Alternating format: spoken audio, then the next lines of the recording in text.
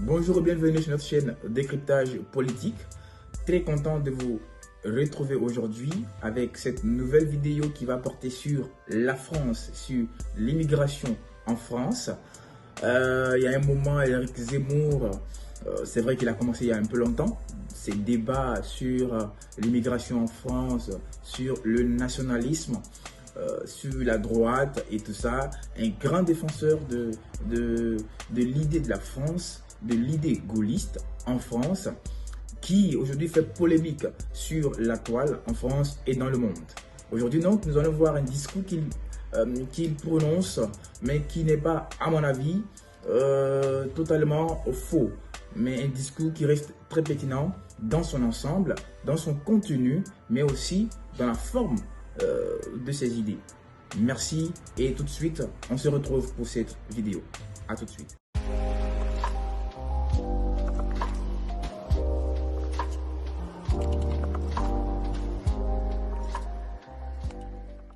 J'appelle ça l'assimilation. L'assimilation, c'est, comme disait le grand historien Brodel, ce qui a permis l'intégration sans douleur. L'assimilation, ça veut dire faire sienne l'histoire de France, la culture française, les mœurs françaises.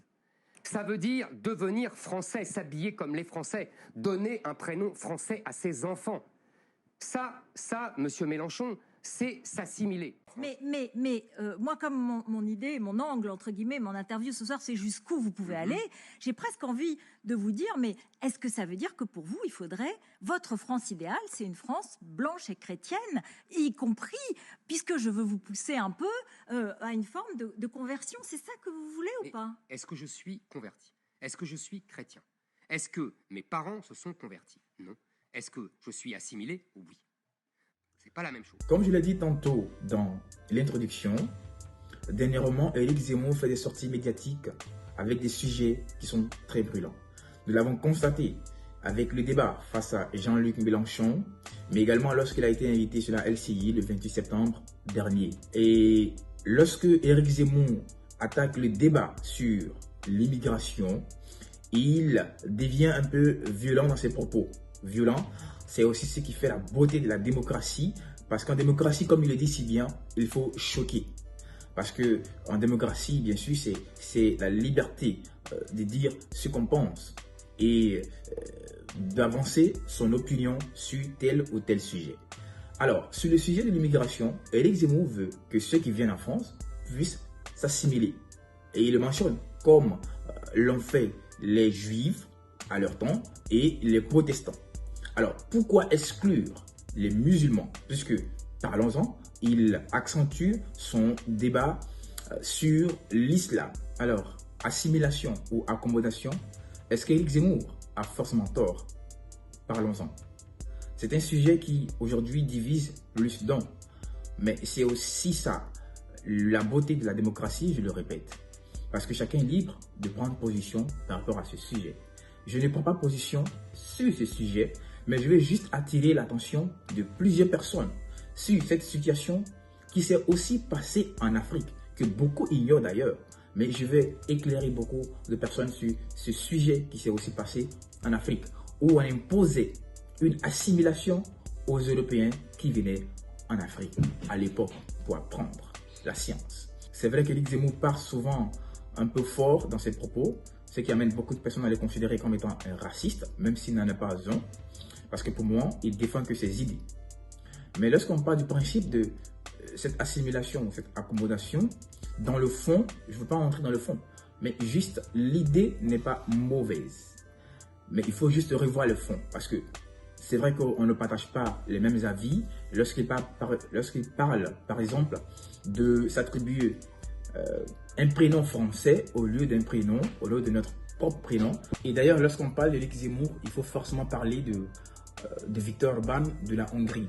Et en parlant de Viktor Orbán, on sait tous que toutes ces deux personnes partagent la même idéologie de l'Europe ou de la droite en Europe. Viktor Orbán qui envoie une constitution en 2011 en Hongrie. Il suffit juste de voir le préambule de cette constitution-là pour comprendre l'idéologie politique que veut apporter Viktor Orbán en Europe désormais.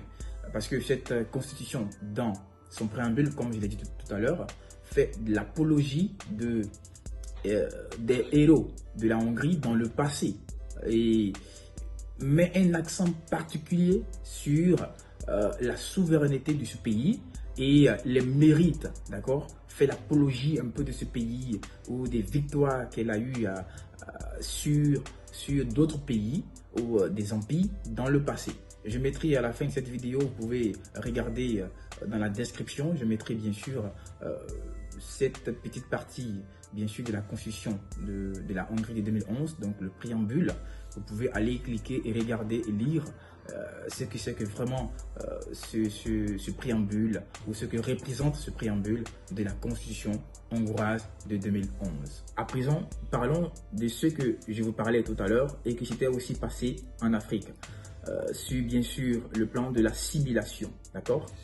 C'était bien sûr en Égypte à l'époque, en 500 ans avant Jésus-Christ, où Pythagore, le grand Pythagore, venait en Égypte pour apprendre la science, sous bien sûr la proposition de l'un de ses maîtres qui était Thalès.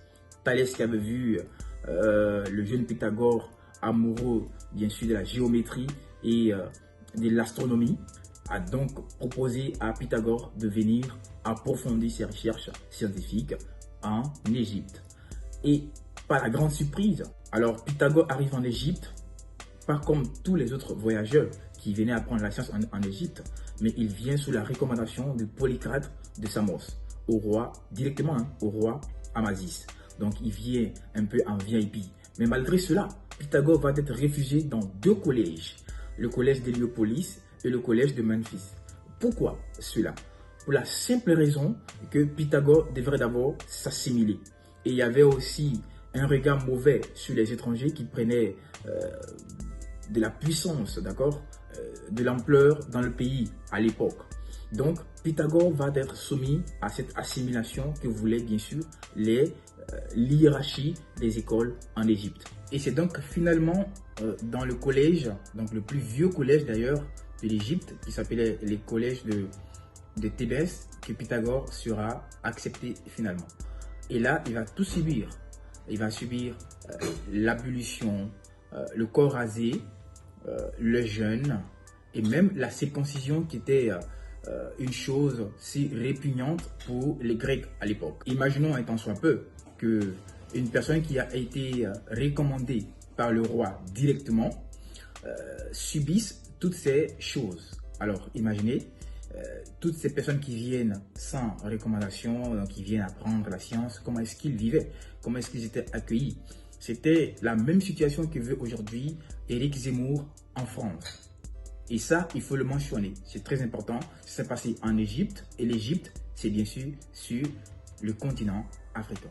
Alors en conclusion, ce sur quoi je voulais attirer l'attention de tout le monde, c'est que Éric Zemmour n'a pas forcément tort dans ses propos, même s'il faut revoir le contenu, même s'il faut revoir son discours, mais ce qu'il dit n'est pas forcément faux, en se basant bien sûr sur la réalité qui se passe en France. Comme tout à l'heure, je vous ai donné un exemple sur bien sûr l'Égypte. D'aucuns diront que c'est bien sûr c'est vraiment de l'ancienne réalité et tout ça, puisque ça se passe 500 ans avant Jésus-Christ, oui, mais il faut aussi tenir les réalités du passé pour pouvoir construire l'avenir. C'est très important. Merci beaucoup d'avoir été présent pour cette vidéo d'aujourd'hui. Je vous invite, comme d'habitude, à laisser vos impressions dans les commentaires, à ne pas hésiter de partager la vidéo pour que plusieurs personnes puissent aussi la voir. Et je vous invite également à aller regarder nos précédentes vidéos, bien sûr, qui se trouvent sur cette chaîne. Merci et à la prochaine. Au revoir. D'ici là, prenez soin de vous.